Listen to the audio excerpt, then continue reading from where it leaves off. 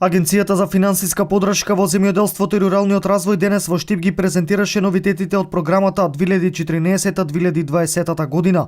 Во ИПАРД 2 програмата, алтернативното земјоделско производство ќе биде поддржано со највисока стапка на кофинансирање, односно барателите ќе добиваат поголем степен на кофинансирање на нивните инвестиции. Освен ова, во новата програма предвидено и проширување на опсегот на дозволиви инвестиции. Ова се само дел од новитетите кои се опфатени во новата програма на Агенцијата за финансиска поддршка во земјоделството и руралниот развој.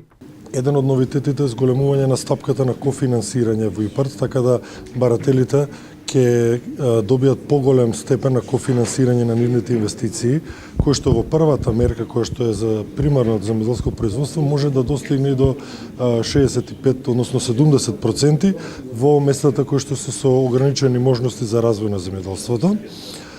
И во мерката диверзификација и развој на рурални економски вредности, активности, стапката на кофинансирање наместо 50 ќе изнесува 60%.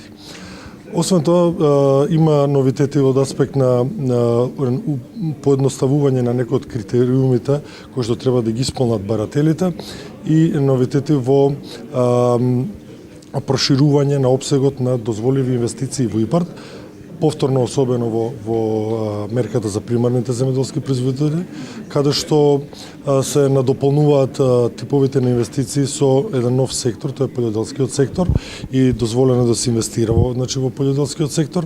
Програмата која ја нуди ИПАРД е важна за земјоделците, особено за младите фармери кои што веќе имаат своји идеи. Ова програма на ИПАРД, која што се нуди за земјоделието воопшто, за земјоделците, за земјоделските стопанства, е многу добра и важна работа за да може да се заокружат некои започнати процеси. Имаме многу добра подготовка воопшто за земјоделството кое што во овој период до 20 година и треба да го искористат особено младите фармери, земјоделци. Еве до мене еден таков кандидат кој што веќе има некакви идеи, но треба концептите да ги направи, односно да се усмери на она кое што ќе му направи и задоволство, но и вистински бизнис, што се вели во земјоделството.